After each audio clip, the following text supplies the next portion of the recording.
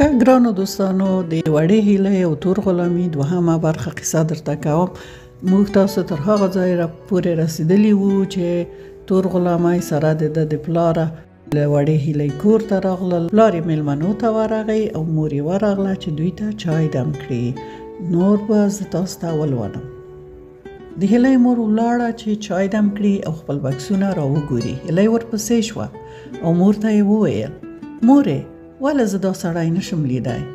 نو لالا مې ولې منیژه لیدلې؟ د ما هم سودا ده ورته.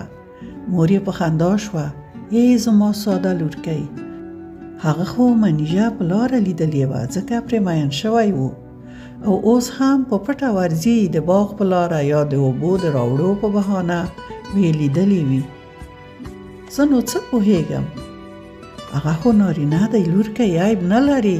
ته خواره خو نجلۍ یې، تا نو څوک پرېږدي چې خپل کوژدن ووینئ؟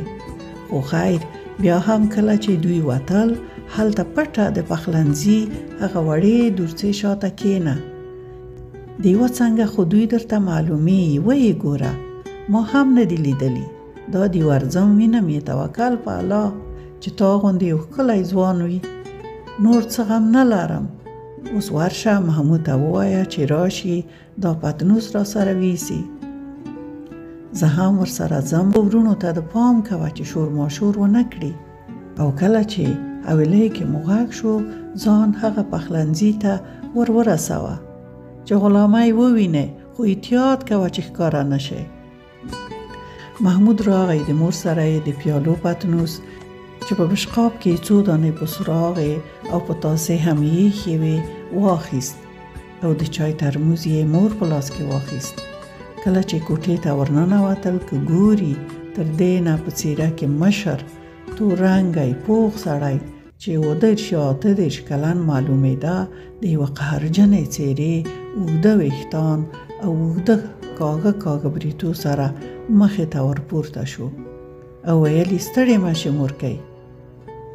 د هیلۍ مور په داسې حال کې چې ښایسته او وړه هیلۍ تر سترګو کېده، ده او بوډا حاجي سید احمد سره یې ستړي مشي وکړل او ډېره پریشانه کېناسته. وروسته له څو خبرو او روغبړ جګه شوه چې بیرته ولاړه شي. غلامي یې پلار ته اشاره وکړه چې ګواکې هغه 2 غوټې دې ته ور تسلیم کړي. نو بوډا ورته وویل: خورې صبر، دا غوټې در سره واخله، دا د غلامي سوغاتونه دي. دا ګلصیب دسمال کې ستاسو، او د مبارک غوټې کې مې انګور ته څه سوغات راوړی. دا د غلامي سوغاتونه دي، دا در واخله.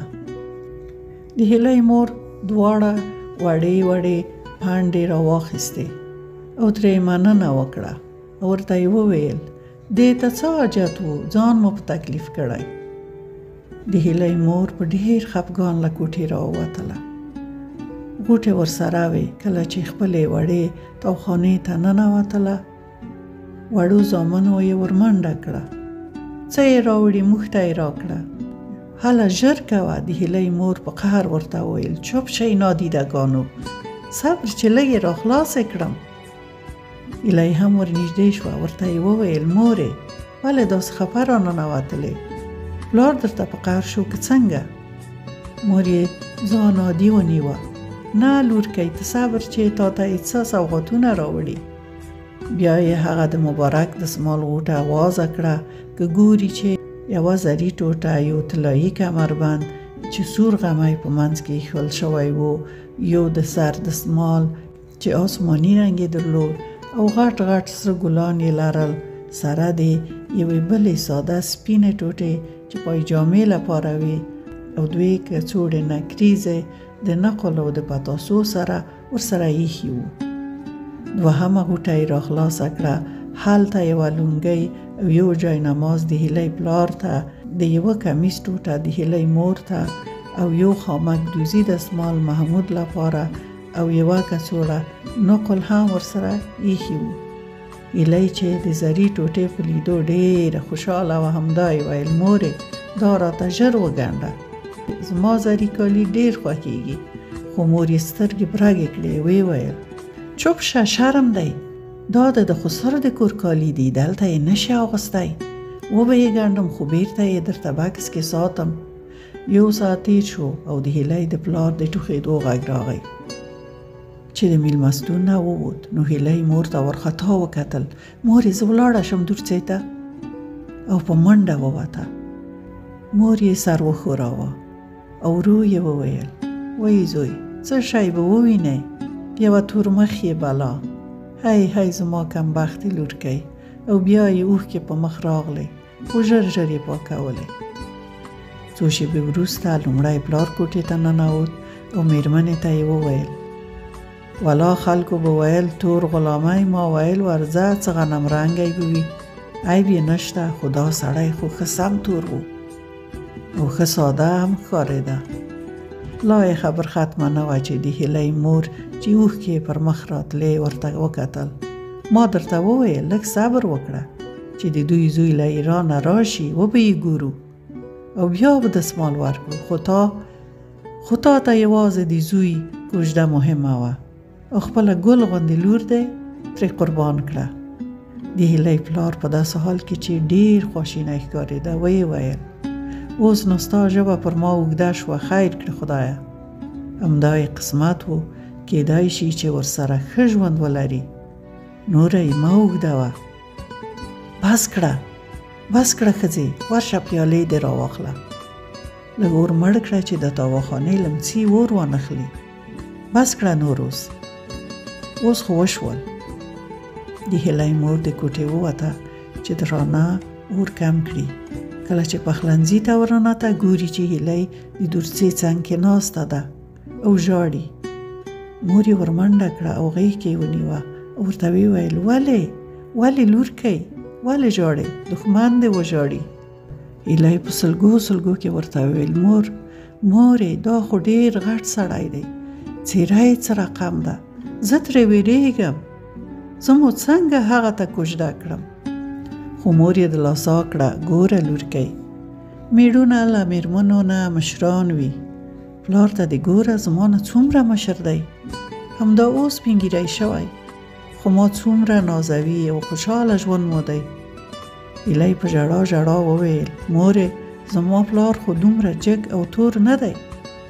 مور یې ډېر نصیحتونه ورته وکړل تر څو هیلۍ چوپ شوه او ورسره ولاړه چې د میلمنو له کوټې پیالې او پتنوس راټول کړي. هلته یې مور ورته وویل ګوره چې د پلار مخکې دې څه ونه وایې چې په قهر کېږي. وړې هیلۍ هم څه ونه ویل او چوپ شوه.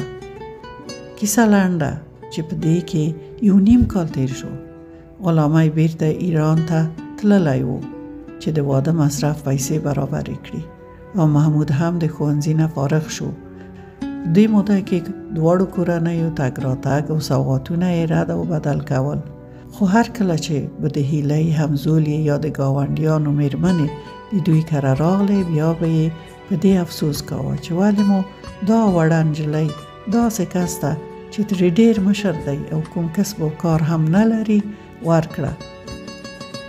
هیلۍ ورځ تر بلې ورځې ښایسته شوه، جګه شوه او تر نورو همزولو هوښیاره هم وه. هیلۍ زړه کې ډېره ځورېده خو په خوله یې هېڅ نه ویل. مور یې هره ورځ هڅوله چې پخلی او د کور ټول کارونه زده کړي. ژمی تیر شو او نوی پسرلی و.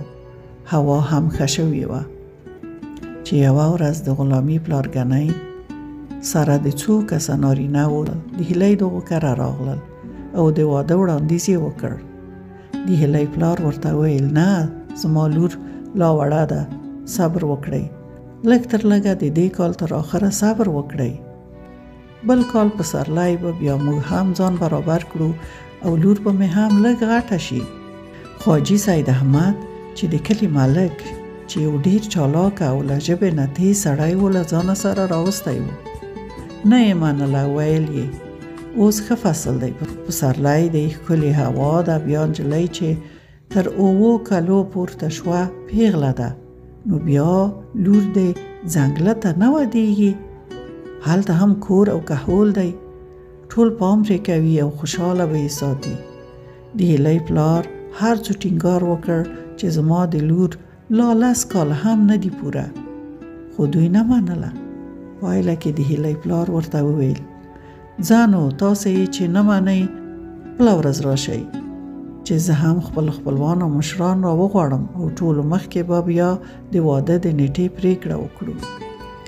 ګرانو دوستانو، هیله لرم چې د قصې دویمه برخه مو هم اورېدلې وي او درېیمې او آخرې برخې ته یې په تمه اوسئ. اوس د خدای په امان.